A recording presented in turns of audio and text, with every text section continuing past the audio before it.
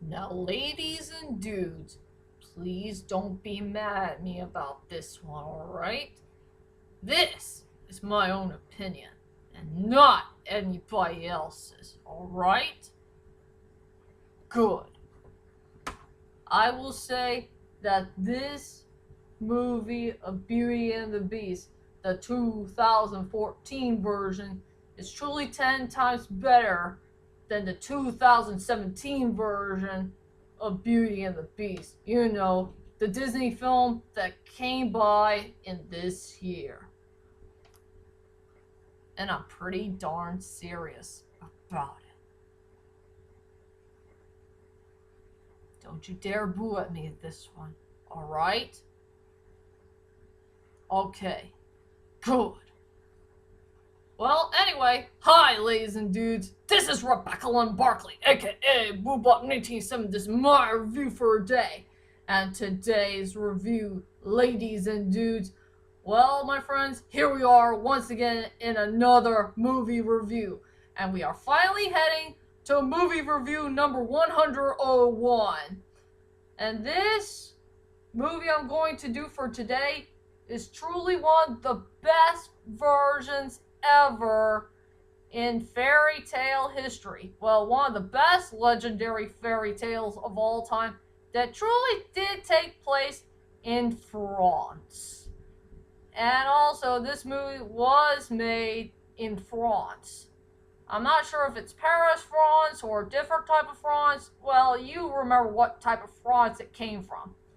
So, for my next movie review is the 2014 version of Beauty and the Beast. And yes, this movie was made in France. And to tell you the truth is, ladies and dudes, these people who were in France, they did a fantastic job with this movie.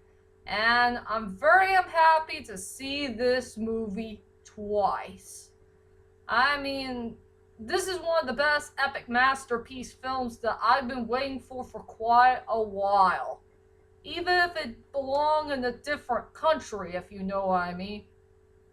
So anyway, without further ado, ladies and dudes, let's head on to my next movie review of the 2014 version of Beauty and the Beast. And it's going to be better than the live action version that came from Disney. The one that came by of this year. So, let's head on to the main plot of the story. I will say for the main plot of the story, it's going to be different than the Disney version, and I think this movie is staying very faithful to the original book. So, it's a story about a young woman named Belle who decides to sacrifice herself to save her family's life without letting one of them to die. So, yeah, she decided to sacrifice her life, ran away from home, and decided to live in this unknown castle that has too many vines and roses that's already covered up for so many years, and she's going to live with this unknown mysterious creature dude named the Beast that kind of looks like a lion in some ways.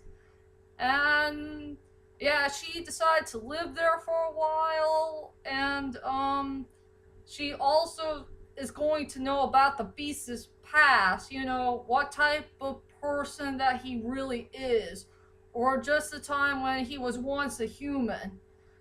And there's going to be a lot of twists and turns going on in the film. I know there's going to be one unknown plot twist that we did not see coming for this movie. So, anyway, that's my whole entire plot of the 2014 version of the French film of Beauty and the Beast. And I guess everybody wants to know is, what the heck do I think about this movie of Beauty and the Beast? Beauty and the Beast in the French version. Well, to tell you the truth is, ladies and dudes, I frickin' love this movie. This is one of the best movies that I have ever seen so far. For so many years, I guess. I remember I did see this trailer once. I think it was in the French version, I think, and it looks kind of interesting, and I want to see what type of things that they did added in this movie. And yes, I was so darn blown away in this film. I mean, there's a whole lot of good things about this movie that I truly love the most, I guess. I will say it had a very well done storyline that was pretty well sharp and fast paced. I love the characters, they were flawless in so many ways. I love the cinematography of this film. I love the costume designs. I love the score. I love the dark and edgy moments of this film. It has really good fantasy parts to it. I do like the character design of the Beast. It's pretty darn cool. And there's so much more that I really do love for this movie, if you know what I mean. So anyway, let's head on to the strongest points and the weakest points of Beauty and the Beast, the 2014 version in Paris, France, or whatever France it came from. So I will say for my strongest points for this movie, I got a two-way tie, just a tie, between the cinematography and the score. I will say for the cinematography, it was so darn well done. I love all the things that happen in this movie with a beautiful cinematography. It was so darn beautiful. It was very darn sharp. I love all the things that happen in this film, from CGI to realistic, or something that evolves to castle, and so much more. Yeah, cinematographies are really, really hard to think about. What the heck you want to say about cinematographies? You know, that happen in a good film. So that's all I could say about the cinematography. It was the most beautiful cinematography that I ever seen so far, and I will say it is pretty darn magical in so many ways. And for the second strongest point for this movie is truly the score. I frickin' love the score. Whoever made that score, he or she, that person did a really good job of creating a very beautiful score for this film. It was so darn beautiful. It's very magical. It's pretty fantasy-like. It's kind of dark, haunting. It has some good edgy feel to it, and so much more. Yeah, this score had truly blew me away. This is one of the best scores that I ever heard from so many places from around the world, if you know what I mean. I remember the scores that came from China and Japan, since I really love their scores too, but only in some movies here and there. So I will say for the two best, strongest points of the movie is the cinematography and the score. And I guess everybody wants to know if there's any weak points that I found with this film. I will tell you the truth is right now. It's zero. I have no weak points at all for this movie. And now, let's go on to the characters. And I will say, there's only 3 good characters I do enjoy for this film. The first character I want to talk about is the Beast.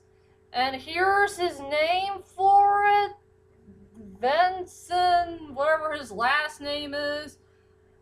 I really, really love this actor who played the Beast. I think he is one of the best actors out there who did a pretty well done job playing the Beast. He had a nice, interesting storyline. He has a cool, bad A-word personality and attitude. And I freaking love the character design of the Beast. And I like a really cool beastly character that kind of looks like a lion in some ways. And I guess you could say his character design of the Beast is a much better design than the one that came from the 2017 version. since I heard a couple of people who hate that character design of the Beast, but to me, I really like it. It's not all that bad. But I think in this one, it's much better. And I do feel so sorry for the Beast about what happened to his past. And since there's one little plot twist I did not see coming that I'm not going to spoil, but check out this plot twist and you'll know what I'm talking about. But yeah, the Beast is a cool character overall. And then we got Belle, played by this actress. Here's her name right there. Someone I don't know of. If you know me. But I guess everybody wants to know, what the heck do I think about this woman who played Belle in the French version? I think she's 10 times better than Emma Watson, that's for sure. I mean, she had a really good storyline, great personality, great attitude. She's a tough-looking cookie, and I do like a female protagonist who is a really good, tough cookie. She knows how to take care of herself. She knows how to be brave and fearless. And she knows some important things here and there that has to be right. And she did have the right to sacrifice her life to to rescue her family so they won't die from the hands of the Beast. If you know what I mean. So yeah, this woman who played Belle, she's a good character overall. And the third characters I want to talk about, and it's everybody. Just these really cute creatures that came out of nowhere. So the third characters I really want to talk about is those cute and adorable dogs. I freaking love the dogs. They're so darn cute and adorable. And I don't know everybody's names because they didn't say anything about the names of these cute little dogs that came out of nowhere. Since I know they're bloodhounds, but they're the most cutest looking bloodhounds I've ever seen. They're the most funnest looking creatures I have ever seen in this film. I think they were truly the best characters in the whole entire movie, in my opinion. They were so darn cute and adorable. I would love to play with them all day long. Oh, yeah, those dogs really did blow me away in this movie. Oh, yeah. They just warm up my heart. I want to play with those dogs. I wonder how many he has. Like, maybe 20. I love 20. 20 is my favorite number. Okay, I gotta calm down for a bit. So yeah, those cute little dogs, they were the best characters overall in this movie. And now, let's head on to my final thoughts of the 2014 version of Beauty and the Beast. Overall, this movie in the French version of Beauty and the Beast, this is one of the best versions of the original fairy tale story. Well, this is one of the best versions that I have ever seen in my whole entire life. This is the best movie that I've seen so far in movie history. It had a good storyline, great characters, beautiful cinematography, great score, great costume designs. I love the character design for the Beast. And I will say this is the best version ever for all fairy tale story like history thing. You get the picture. And so for my rating for this movie, I decided to give this wonderful film a perfect high rating score of 10 out of 10. Please check out this movie to believe it. If you haven't, I'm sure the Beast will hunt you down and take you down for the count. If you know what I mean. Please check out this movie right now. It will blow you away. Big time. So, that's my whole entire movie review of the 2014 version of Beauty and the Beast in the French version. And I guess, here's a good question I want to ask you. What is your most favorite Beauty and the Beast version of all time? I don't care which one it is, so please leave a comment there and let me know.